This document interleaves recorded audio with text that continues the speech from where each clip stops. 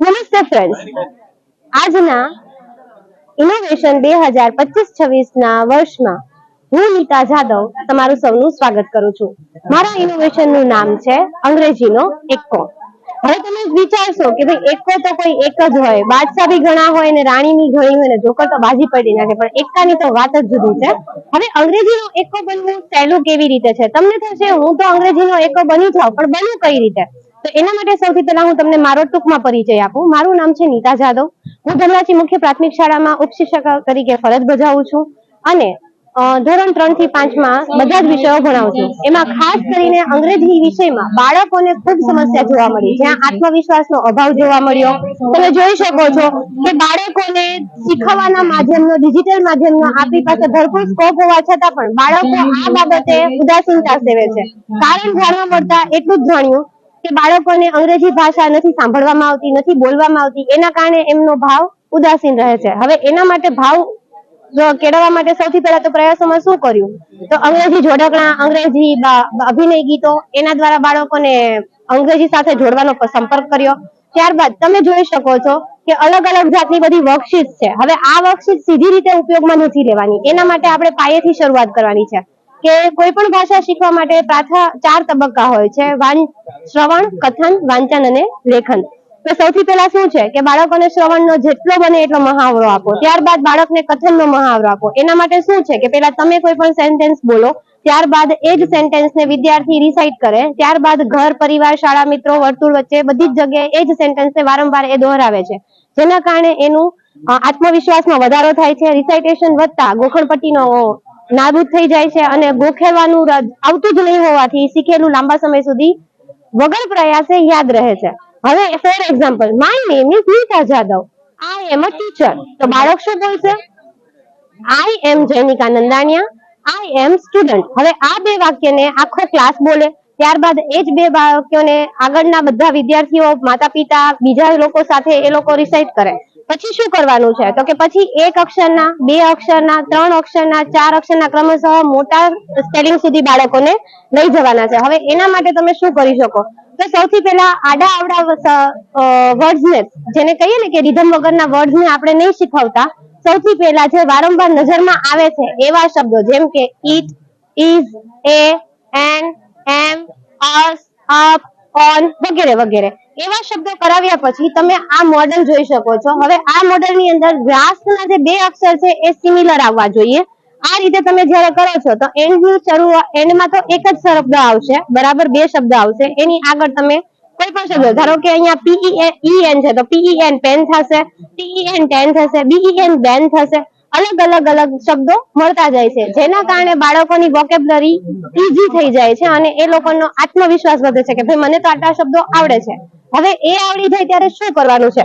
તમે લોકોને ચોકલેટથી મોટિવેટ કરી શકો છો, બિસ્કિટ, આઈધર તમારે મનપસંદના સ્ટીકર આવે છે તે પણ તમે લગાવી શકો છો. હવે કઈ જ ન કરવું હોય તો જે બાળકોને પ્રથમ પ્રયાસમાં સરસ આવડી જાય છે એના માટે તમારે એને આવા કાર્ડથી બિરદાવવાના છે. ધારો કે કોઈ બાળકને પ્રથમ પ્રયાસમાં નથી આવડતું તો એના માટે મોટિવેશનલ વર્ડ્સનો ઉપયોગ કરવાનો છે.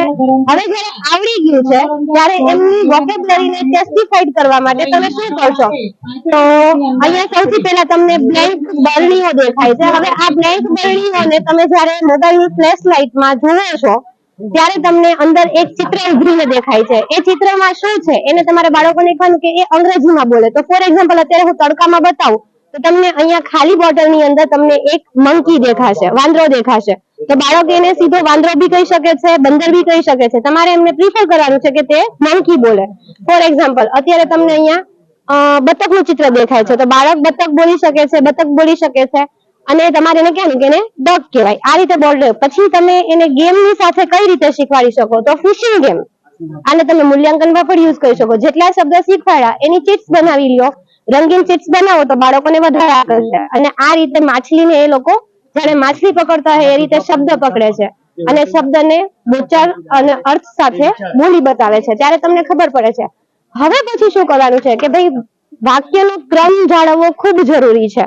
તો વાક્યનો ક્રમ જાળવવા માટે તમે એક સિમ્પલ વસ્તુ કરી શકો છો. ધારો કે મારી પાસે આ ચિટ્સ છે, એક વાક્ય છે, એને મેં શું કર્યું છે તો ધેટ ઇઝ એ પેગ. હવે મને ખબર છે કે આ પેગ છે પણ મારે એને ગોઠવવું કેમ? તો મને ખબર છે પેલા ધેટ આવશે, ઇઝ આવશે. હવે કોઈ બાળક કેવું કરશે કે અ પેલા લખવાને બદલે છેલ્લે પણ લખી શકે. ભૂલ થાય ત્યારે શું કહેવાનું છે કે ચિત્રને જોડી બતાવો. જ્યારે ચિત્ર જોડી બતાવે, સાચું ચિત્ર જોડાતા વાક્યનો ક્રમ સાચો આપોઆપ મળી આવે છે. આટલું આવડી જાય પછી તમે આવા વર્ડ્સ એ લોકોને કરાવી શકો. ધારો કે ઇટ એ બાળકને આવડી ગયું છે. It is A monkey. તો બાળકને ખૂબ જ સરળતાથી આત્મવિશ્વાસ સાથે વાક્ય રચના બોલતો થઈ જાય છે. પછી છે પાસાની રમત. હવે પાસાની રમતમાં શું થશે? તમે બધા સાઇટ વર્ડ્સ કરાવી દીધા, તમે બીજા જનરલ વર્ડ્સ કરાવી દીધા, પછી તમે પાસો ફેંકાવશો અને જે પાસાનો નંબર આવે, ફોર એક્ઝામ્પલ 3 આવ્યા, તો તમારે આવી વર્કશીટ્સ બનાવી દેવાની. આ 3 નંબરનું જે સેન્ટેન્સ હોય એ બાળક વાંચે, તમને પણ ખ્યાલ આવશે કે બાળકને કયા શબ્દ આવડે છે, કયા શબ્દ નથી આવડતા. તમે અહીંયા અલગ TLMs જોઈ શકો છો. ફોર એક્ઝામ્પલ તમારે the day before, today is, yesterday was શીખવાડવું છે, તો એના માટે આવા સસ્તા બિન ખર્ચા TLMs નો તમે ઉપયોગ કરી શકો.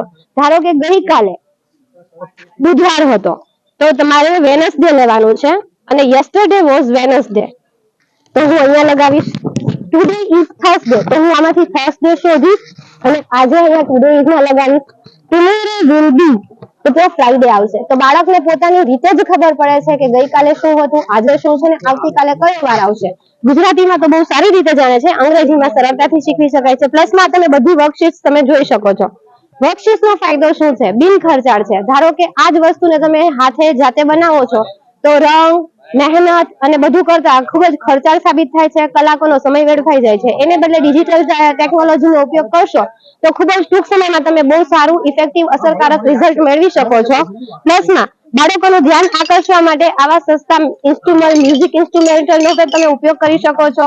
કપ્સની અંદર ચાના કપ્સની બહુ ખૂબ નજીવી કિંમત હોય છે, એના દ્વારા પણ તમે બાળકોને ખૂબ સરળતાથી અલગ શબ્દો શીખવાડેલા છે તે શીખવી પણ શકો છો અને શીખેલા શબ્દોને મૂલ્યાંકન પણ કરી શકો છો. ત્યારબાદ નાના એવા નંબર શીખવવા માટે પણ અલગ જાતનું છે કે તમારે 11 શોધવાનો છે તો બાળક 11 તરત મૂકે. બાળકને તમે 17 કહો છો તો બાળકને 17 નું સ્પેલિંગ ખબર હોય તો 17 સાથે જ જોડે. પ્લસમાં હી, શી, ઇટ સિવાયની બહુ બધી વર્કશીટ્સ છે. આના દ્વારા તમે વ્યાકરણના અલગ ખૂબ બધા મુદ્દાઓ પણ તમે શીખી શકો છો અને એના આધારે એક કરતા વધારે તમે એને મહાવરો પણ કરાવી શકો છો, જેથી એનું કોઈ પણ જાતના ગોખણપટ્ટી વિનાનું દ્રઢીકરણ થાય છે. જેનાથી ફાયદો એટલે થાય છે કે બાળકોને સરળતાથી અંગ્રેજી આવડી શકે છે. હવે મોટિવ શું છે કે ભાઈ ગુજરાતી ભાષા તો આપણી માતૃભાષા છે, પરંતુ અંગ્રેજી ભાષા જીવન જરૂરિયાતનો અંગ બની ગઈ છે. રોટી કપડા મકાન પછી આજે અંગ્રેજી જાણવું ખૂબ જરૂરી છે, કારણ કે જ્યારે સમયની સાથે તાલ મિલાવવાની હોય, કોઈ પણ જાતના નોકરીના કામ હોય કે કોઈ પણ બીજા સેક્ટર હોય ત્યાં અંગ્રેજી આવડવું ખૂબ જ આવશ્યક છે.